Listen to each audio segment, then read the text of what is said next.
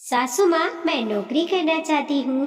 Parking में car park करते हुए मानवी ने अपने दिल में एक अनोखा उत्साह का अनुभव किया।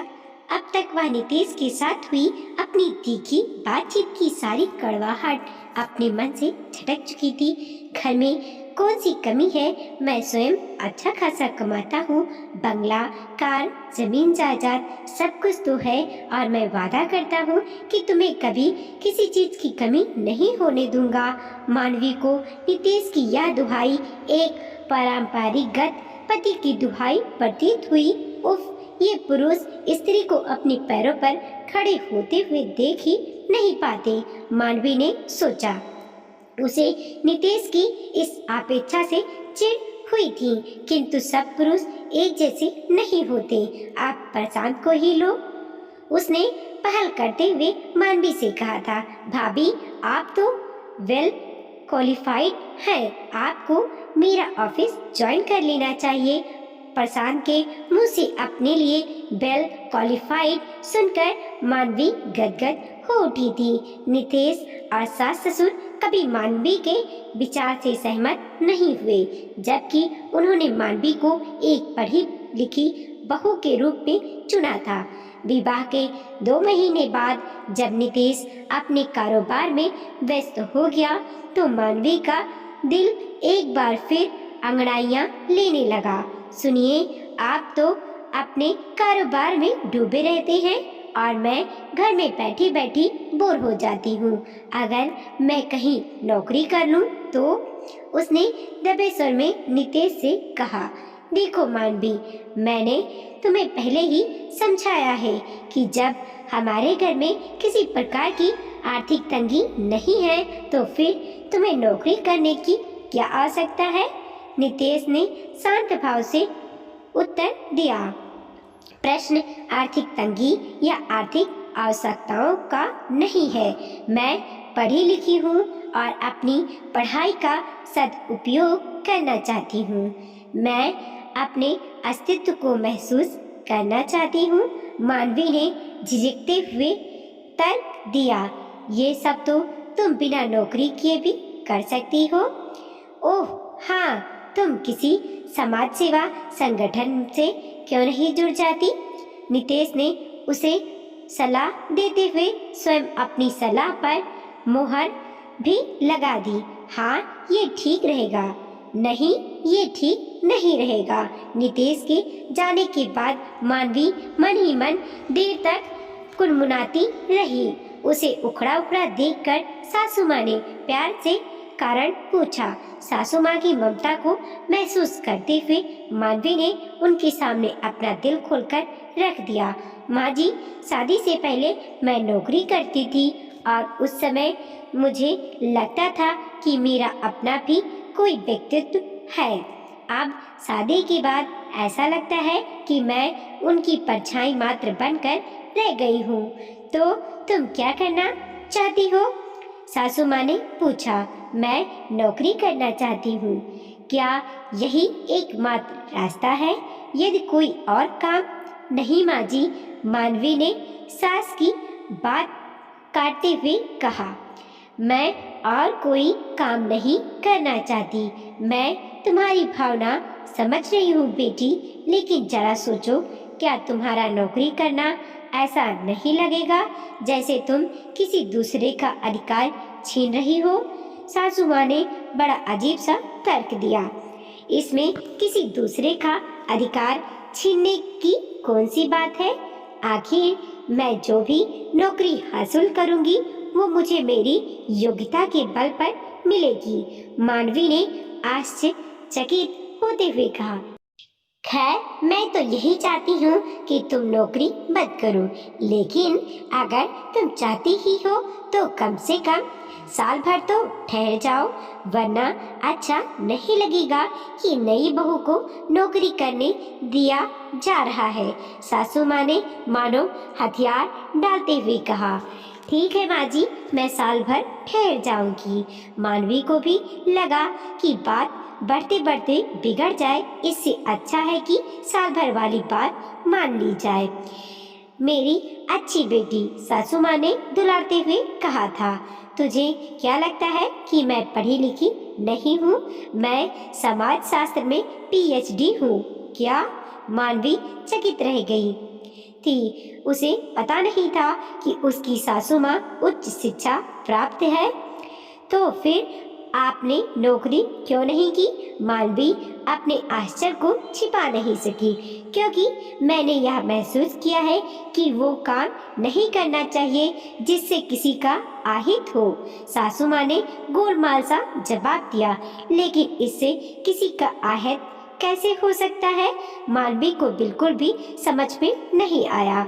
अपने इस देश में लाखों ऐसे लोग बेरोजगार हैं जिन्हें नौकरी की आवश्यकता है, और लाखों ऐसे लोग नौकरी कर रहे हैं जिनके लिए नौकरी आवश्यकता नहीं, केवल एक शगल है।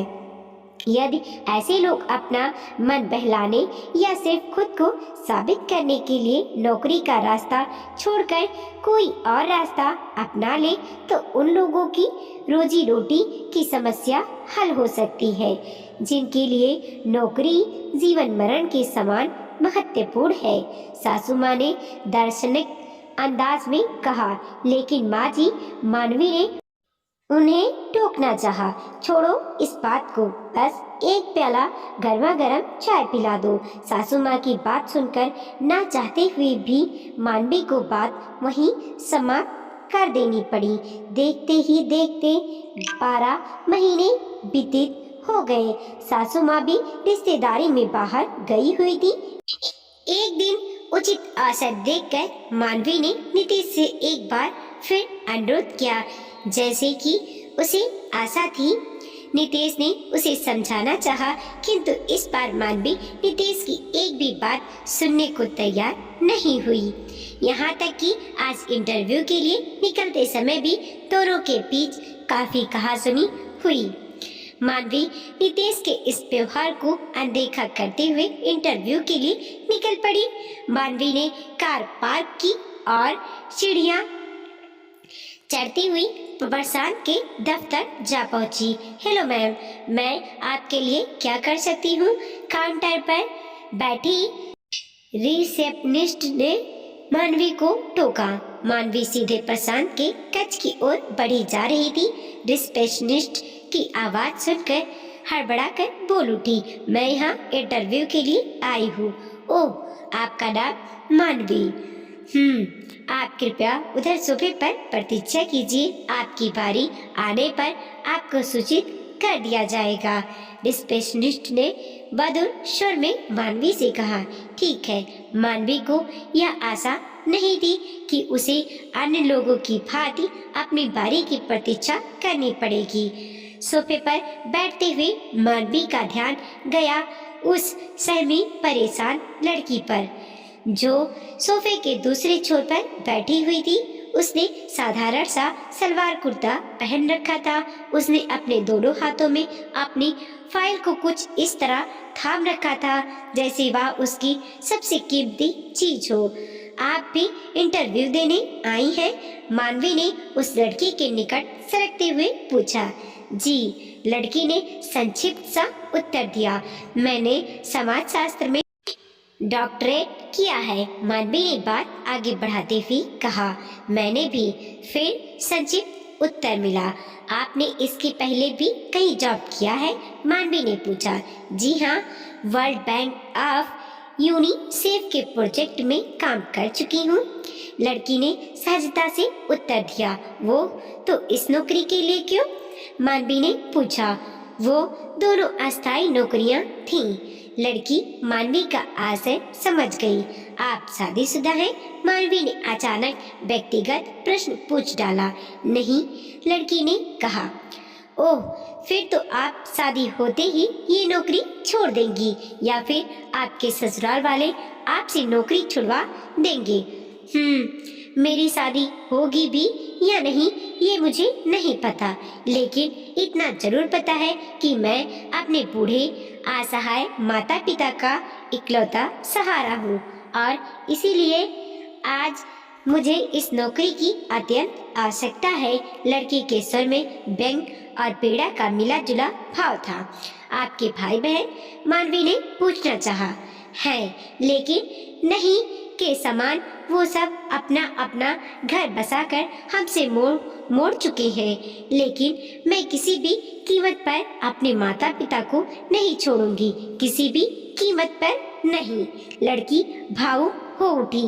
मानवी समझ नहीं पा रही थी कि उस लड़की को कैसे दिलासा दे। उसी समय लड़की का नाम पुकारा गया, कुमारी श्वेता। लड़की अपना नाम सुनकर उठकर खड़ी हुई और अपना फाइल को लेकर उस कक्ष में चली गई जहां इंटरव्यू चल रहा था। 5 मिनट बाद श्वेता बाहर आई। उसका चेहरा खिला हुआ था। शायद उसका इंटरव्यू सफल रहा था। वह काफी हद तक आश्वस्त थी कि यह नौकरी अब उसे मिल ही जाएगी। अब मानवी को भीतर जाने का संकेत किया गया। मानवी ने अपनी रेशमी साड़ी का पल्ला करीने से संभाला और कक्ष में जा पहुंची। आइए मानवी जी, प्लीज बैठिए, प्रशांत चहक कर बोला। प्रशांत की बगल वाली कुर्सियों पर 2 और व्यक्ति बैठे हुए थे। मेज के सामने रखी कुर्सी पर मानवी जा बैठी। आप लोग पूछिए भाई, इनसे जो पूछना हो, प्रशांत हंसते हुए बोला। आप ही शुरू करिए। पहला व्यक्ति चापलूसी भरे अंदाज में बोला।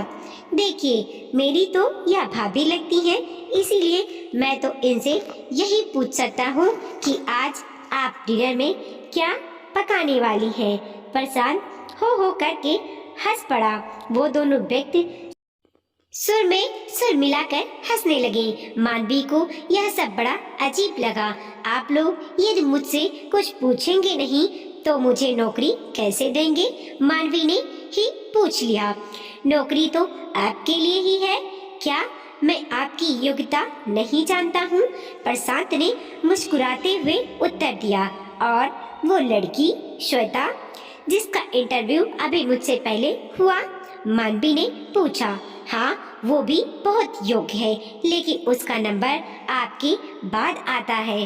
प्रशांत लापरवाही से बोला। ओह, यानी मैं नौकरी पक्की समझूं?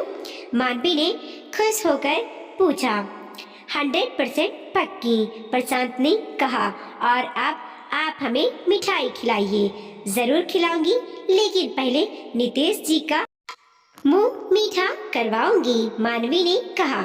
मानवी प्रशांत के दफ्तर से निकलकर नितेश से मिलने चल पड़ी। उसने रास्ते में गाड़ी रोककर नितेश के पसंद की मिठाई खरीदी।